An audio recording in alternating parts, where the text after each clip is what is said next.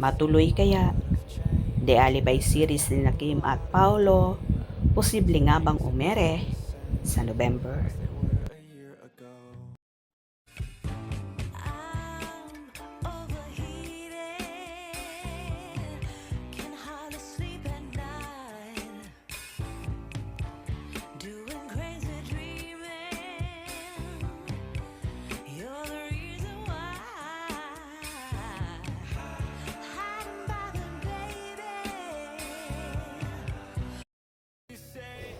Panay ang chat sa amin ng mga fanay ni na Kim Chiu at Paolo Avellino. Nagtatanong sila kung kailan daw ba ipalalabas ang kanilang serye. Excited na raw kasi silang mapanood ang bagong serye ng Kim Pao. Nagchat kami sa isang insider sa ABS-CBN para tanungin kung kailan nga ba ipapalabas ito. Reply niya sa amin, baka sa November o sa January na raw ng susunod na taon. O ayan mga Kim Pao, fanay. 3 buwan na lang pala ang hihintayin nyo kung matutuloy nga na ipapalabas na sa November ang kanilang serye.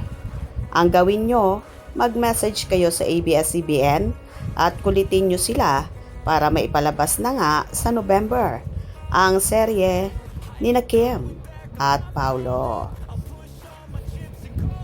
Tila atat na nga ang mga Kim Pao fans. Kaya naman palagi nilang itinatanong kung kailan ipapalabas na kahit nga ang teaser ng nasabing serye ay so excited na rin sila na mapanood. At talaga namang inaabangan nila ito. Gustuhin man siguro ng pamunuan ng Kapamilya Network na maipalabas agad ang serye ng Kim Pao. Kaso baka hindi kayanin ang kanilang schedules. Lalo pat hindi pa naman tapos ang taping nila na hindi naman pwedeng madaliin. Dahil may iba pang commitments ang Kim Pao na dapat unahin. Kagaya na lang ng pagsushow nila sa iba't ibang bansa.